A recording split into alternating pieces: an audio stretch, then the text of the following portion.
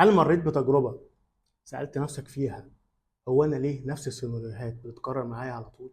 أنا عارف إنك فعلا محتاج تتغير لكنك مش قادر تبدأ، وبتسأل نفسك هو أنا ليه كل ما بحاول آخد خطوة لقدام بلاقي نفسي بلف وبرجع عند نفس النقطة تاني.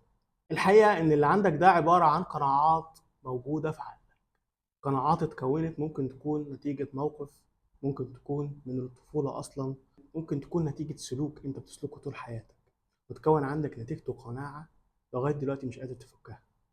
والقناعة دي ممكن تكون سلبية ومدمرة لحياتك لأنها كونت وعيك وبقت زي نظام تشغيل، زي نظام التشغيل اللي موجود على الويندوز أو على الموجود على الموبايل اللي أنت بتشوفه منه.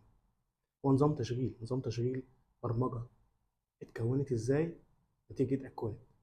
الأكواد دي نتج عنها اللي أنت شايفه دلوقتي واللي أنت قادر تستخدمه. نفس النظرية بالظبط، قناعاتك اتكونت نتيجة برمجيات، والبرمجيات دي كونت عندك برامج. البرامج دي جسمك اتعود عليها نتيجة التغذية الراجعة اللي انت غذيت بها عقلك. زي مثلا لما تقول انا مش كفاية، انا مش قادر اتغير زي ما كنا بنقولها من شوية، انا مش قادر اني اكون احسن، انا ما بعرفش اتعامل مع الناس، انا دي حياتي، الكورس ده انا مش هقدر ان انا اتعلمه لاني دي قدراتي. كل دي قناعات، بس قناعات سلبية يا صديقي. يا صديقي المميز، انا حابب اقول لك حاجة واحدة، اي حاجة في نفسك انت تقدر تغيرها لو حبيت، ودي مش كلام تنمية بشرية، دي حقيقة. بس خد خطوتك وافتكر ان الله لا يغير ما بقوم حتى يغيروا ما بانفسهم.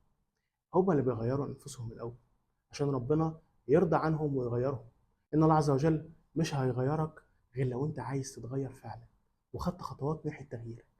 يعني لازم تبذل جهد، مش مجرد انك بتقول وخلاص. والقناعات بتتفكك بالجهد وبالعمل وبالوعي الصحيح. ابدأ دلوقتي فكر، ايه هي القناعة اللي انا واخدها عن نفسي ومش حقيقية، وطلع لها أسس توضح إن هي مش حقيقية. يعني لو هتقول أنا مش قادر أتغير، أفكر أنت كم مرة اتغيرت؟ أنت كنت إزاي وبقيت إزاي؟ أنت اتغيرت، حاجات كتيرة في حياتك اتغيرت، معنى كده إن أنت بسهولة بتتغير.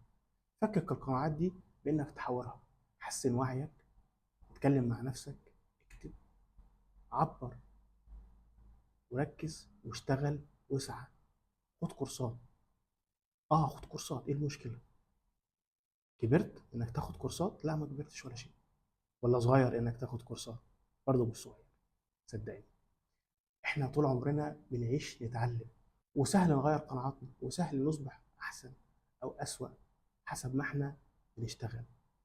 في ناس بدأت حياتها متأخر جدا لكن ما ندمتش على اللي فات، وفي ناس بدأت حياتها بدري ودلوقتي في مناصب وفي أماكن أحسن وأحسن وبتتطور وبتتحسن. أنت زيك زيهم، إيه مشكلتك؟ ليه فاكر نفسك أقل منهم؟ أنت مش أقل من حد. وعلى فكرة، اللي أنت فيه أيا كان فهو منك أنت، وصدقني، منك انت مش من الاخرين. انت مش ضحيه لحد، انت لو ضحيه فانت ضحيه لافكارك انت بس.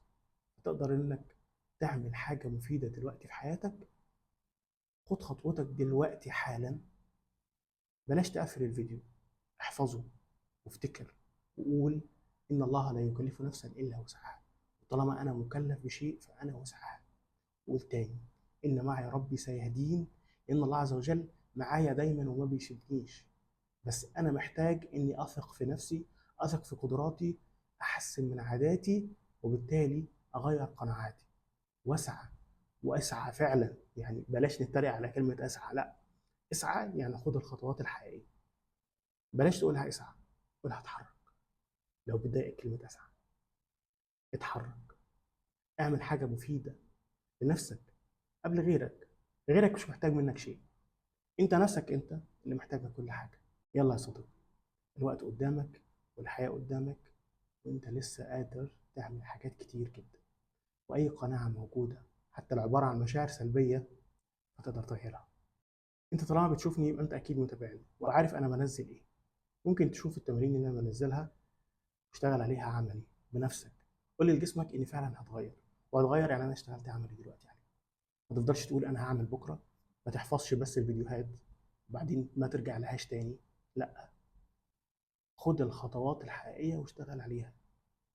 ركز إنك تكون شخص مميز، لأنك فعلا شخص مميز. صدق نفسك وصدقني أنا مش هكذب عليك. أتمنى لك كل الخير والسعادة والراحة والتوفيق والنجاح وكل حاجة مميزة في حياتك.